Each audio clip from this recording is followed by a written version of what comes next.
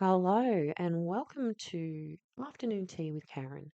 Today I am reacting to something I saw on an episode of The Project. It's a very sad episode, so here's a trigger warning. It features three women who recently lost their lives in the Ballarat district. However, they are not the focus of the reaction. Here's the table. Victims of homicide by relationship with primary offender and sex, 1st of July 2022 to the 30th of June 2023. Note, data presented refers to an individual's sex, that is, sex characteristics, rather than gender, that is, social and cultural identity, expressions and experience. Now, as you can see by the chart, most homicide victims knew the primary offender. However, when the victim has been an intimate partner, there has often been events leading up to the homicide, like a history of domestic violence and taking AVOs out with the police, attempts to get away from the perpetrator, and things that potentially could have avoided the homicide if they'd been acted on. Samantha Murphy, Rebecca Young and Hannah Maguire have all become household names for the same tragic reason. But to the people who knew them, these women were also colleagues, friends and loved ones. This is not okay. Mum, we love you so much and we miss you.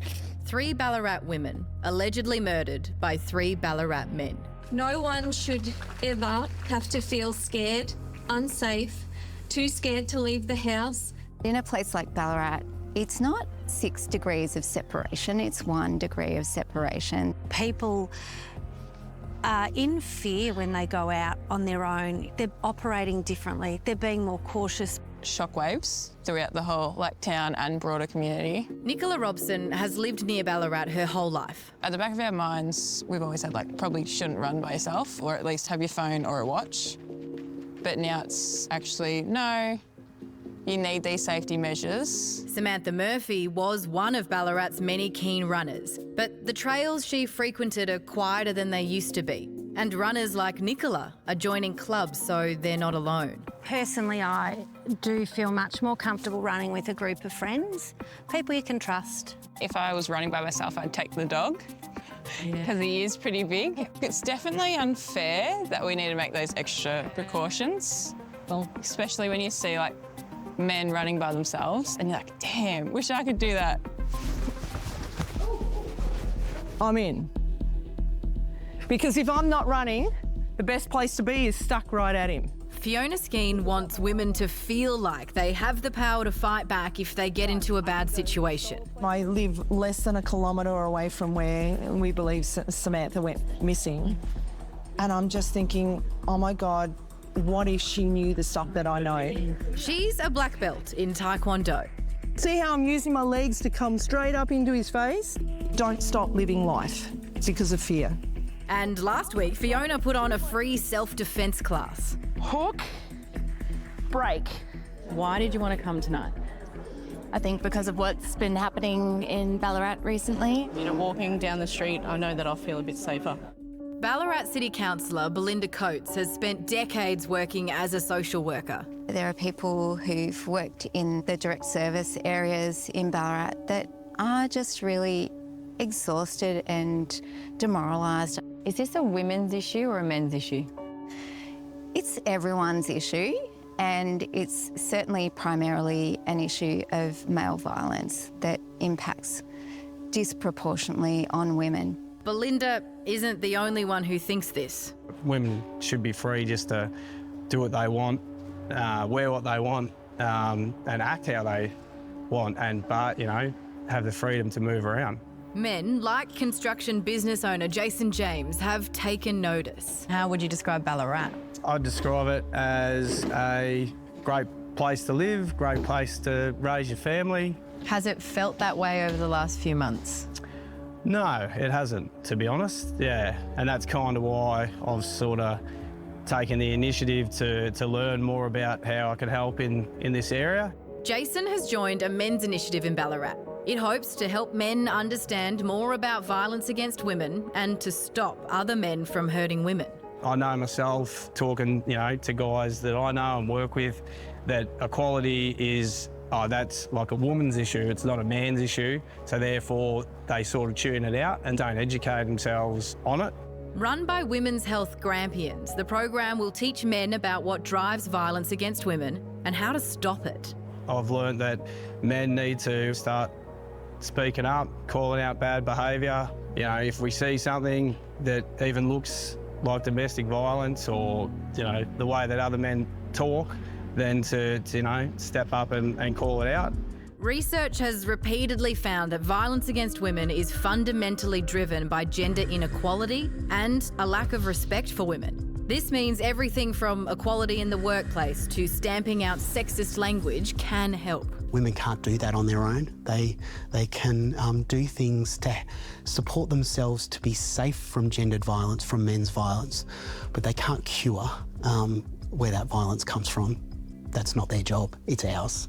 Luke Baker grew up on a farm not far from Ballarat. He's worked in this space for decades and is running the program Jason's just signed up to. It's ridiculous. Absolutely ridiculous that women have got to die before we take notice. Luke says we might know the names of Samantha Murphy, Rebecca Young and Hannah Maguire, but there are hundreds more women in Western Victoria and thousands more in Australia who are suffering. We have an everyday where women are living lesser lives, where they're subject to coercive control, where they are frightened in their own homes. You can see there that the rates of violence has come from that statistics pattern, that Ballarat's above the state average. Every 2 minutes, a woman in Australia calls the police asking for help. Ballarat's call-out rate is about 35% above the state average, but some parts of the region are even higher. Why do men hurt women at such alarming rates in Western Victoria? Why is there not men talking to other men about the nature of this problem and how they can be part of the solution? I'd love for this to be a turning point where men engage in the problem and take ownership for it, but also we stop thinking the death of women is the only terrible outcome that we're getting. Family violence is torturous for people. Do you worry about the future for your daughters? I do, and that's why I'm sort of here to educate myself on it and to spread the message to other men. Do you think that Ballarat will survive this? Definitely Ballarat will bounce back. There's a lot to really be optimistic about the community here and the place that we live.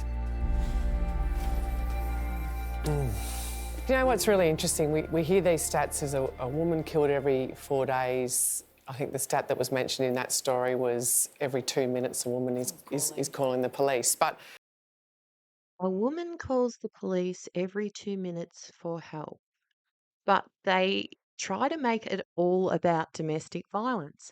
There are many reasons that a woman might call the police. Her family home may have been burgled. She may have been in a car accident. She might have witnessed something that she needs to call the police about. But the project tried to tie it into domestic violence statistics, and they did it twice. Remember back here? Hmm? Now, Luke has been in the local ABC paper in regards to the funding for this course. So I'm just going to have a little look at that. This is from the 2nd of May. Ballarat Men's Behavioural Change Program acts as shock support service staff urge Premier to act. Child and Family Services Ballarat, HAPS, which supports clients with court-mandated referrals, as well as men seeking help to change their behaviour on a voluntary basis, was informed of the Magistrates Court of Victoria's decision in recent days. From June the 30th, CAFS will stop taking new court-mandated referrals after the court chose not to extend the program. While the program will continue to see voluntary clients, Ms Sturgis said, the loss of court-mandated model would have a ripple effect. Premier, Ms Allen, said the Magistrates Court was looking at changing the program providers to improve access for Indigenous and LGBTIQ plus communities. What has changed is decisions taken by the Magistrates Court to look at changing program providers to strengthen the programs that are addressing men's behavioural change. In a statement, the Magistrates Court of Victoria said there had been no funding reduction to its court-mandated counselling order program, but the present model was no longer sufficient for the community. And there's Luke. We'll have a look at that one next. New prevention program in Western Victoria by fledgling program by Women's Health Grampians dubbed Man's Initiative. So remember that for the next article. The program is based on the Working Together with Men model developed by Shelley Houston Munro at RMIT University, which describes itself as engaging men at grassroots in efforts to prevent violence against women. The Men's Initiative runs across three-hour sessions with 5 to 10 participants and is spearheaded by Luke Barker, who is WHG's Gender Equality Advisor Masculinities. He said the initiative was now looking to expand into other parts of Victoria, including Ballarat. And Men's Change Program inundated at launch in wake of Ballarat women's deaths. This is also posted on the 2nd of May. Also by the ABC. We are seeking to work with communities to prevent the problem before it occurs, said Mr. Barker. He is the first man to be employed by Service Women's Health Grampians because, he said, the science tells us that there is a certain amount of men who will only listen to other men when we talk about these topics. Mr. Baker said he only expected 10 participants in the first session, but 80 showed up. It includes 9 hours of education when they talk through the drivers of violence, which generally include disrespect, inequality, and unhealthy ideas about masculinity. Mr. Barker draws on evidence from sources including the government-backed Our Watch, a violence against women prevention organisation for the program. What happened to Shelley and her thing, from RMIT? Anyway, ABC. Our evidence shows there are a lot of younger men who believe they should know where their partner is at all times. And those men feel that they also feel that the community expects that of them as well. Well, it is the modern age, and a lot of people have tracking things on their phone, and they track like all their friends. And my friend tracks her adult children, and I think a lot of guys too would also want to know where their partner is to make sure they're safe. And I don't think that's necessarily like a stalky thing. It's just, modern technology. The other social norm he delves into is how men talk about women and interact with other men.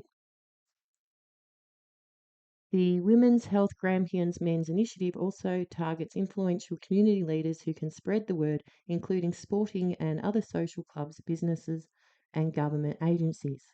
But already the future of this new men's program is uncertain, with funding beyond June yet to be confirmed. So the federal government's spending $925 million on a package, and this part's about a service in Western Australia.